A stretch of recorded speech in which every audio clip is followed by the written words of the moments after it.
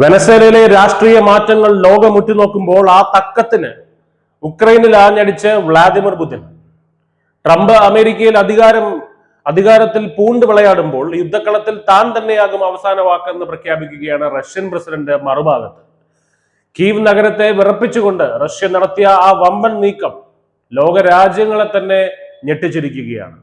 കഴിഞ്ഞ ഏതാനും മണിക്കൂറുകൾക്കുള്ളിൽ ഉക്രൈൻ തലസ്ഥാനമായ കീവിൽ റഷ്യ നടത്തിയത് സമാനതകളില്ലാത്ത വ്യോമാക്രമണമാണ്. 12-ലധികം ലോങ് റേഞ്ച് ബോംബറുകളും MiG-31K യുദ്ധവിമാനങ്ങളുമാണ് ആകാശത്തിൽ നിന്ന് അവിടെ നാശം വിതച്ചത്. ഇതിൽ ഏറ്റവും ഭയാനകമായത് കിൻസാൽ എന്നറിയപ്പെടുന്ന ഹൈപ്പർസോണിക് ബാലിസ്റ്റിക് മിസൈലുകളുടെ സാന്നിധ്യമാണ്. പ്രതിരോധിക്കാൻ സമയം പോലും നൽകാതെ ലക്ഷ്യസ്ഥാനങ്ങൾ തകർക്കാൻ ശേഷിയുള്ളവയാണ്. മേയർ വിറ്റാലി ക്ലിച്ച്കോയ്ക്ക് ജനങ്ങൾക്ക് നൽകാൻ ഒരൊറ്റ മുന്നറിയിപ്പ് മാത്രമേ ഉണ്ടായിരുന്നുള്ളൂ: ഷെൽട്ടറുകളിൽ നിന്ന് ആരും പുറത്തിറങ്ങരുത്. റഷ്യ ഇത്ര പെട്ടെന്ന് ഇങ്ങനെ ഒരു നീക്കം നടത്താനുള്ള കാരണം എന്താണ്? 2026 തുടക്കം മുതൽ ഉക്രൈൻ റഷ്യൻ നഗരങ്ങളെ ലക്ഷ്യമിട്ട് നിരന്തരം ഡ്രോൺ ആക്രമണങ്ങൾ നടത്തി വരികയായിരുന്നു. കഴിഞ്ഞ ദിവസം മാത്രം റഷ്യൻ വ്യോമ പ്രതിരോധ സേന 437 ഉക്രൈനിയൻ ഡ്രോണുകളാണ് വെടിവെച്ചിട്ടത്. ഇതിൽ 57 എണ്ണവും മോസ്കോയെ ലക്ഷ്യം വെച്ചുള്ളതായിരുന്നു. തങ്ങളുടെ മണ്ണിൽ വീഴുന്ന ഓരോ ഡ്രോണിനും ഇരട്ടിയായി തിരിച്ചടി നൽകുമെന്ന റഷ്യയുടെ വാശിയാണ് ഇപ്പോൾ കണ്ടുകൊണ്ടിരിക്കുന്നത്.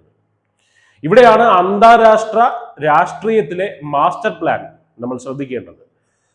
അതായത് ഡൊണാൾഡ് ട്രംപ് അമേരിക്കൻ ഭരണകൂടത്തിൽ 2ാം വർഷത്തിലേക്ക് കടക്കുമ്പോൾ ഉണ്ടാകാനിടയുള്ള നയതന്ത്ര മാറ്റങ്ങൾ പുതിന് കൃത്യമായി അറിയാമായിരുന്നു, മുൻകൂട്ടി അറിയാമായിരുന്നു.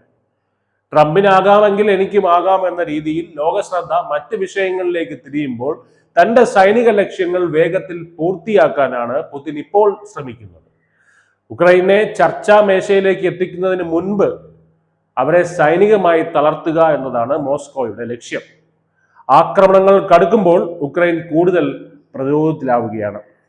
പാശ്ചാത്യ രാജ്യങ്ങളുടെ സഹായം എത്രത്തോളം ഇനിയും നീണ്ടു നിൽക്കുമെന്നത് ഒരു വലിയ ചോദ്യചിഹ്നം തന്നെയാണ്. പുതിന്റെ ഈ വമ്പൻ നീക്കം ഉക്രൈൻ യുദ്ധത്തിന്റെ ഗതി തന്നെ ഒരു പക്ഷേ മാറ്റിവെക്കാം.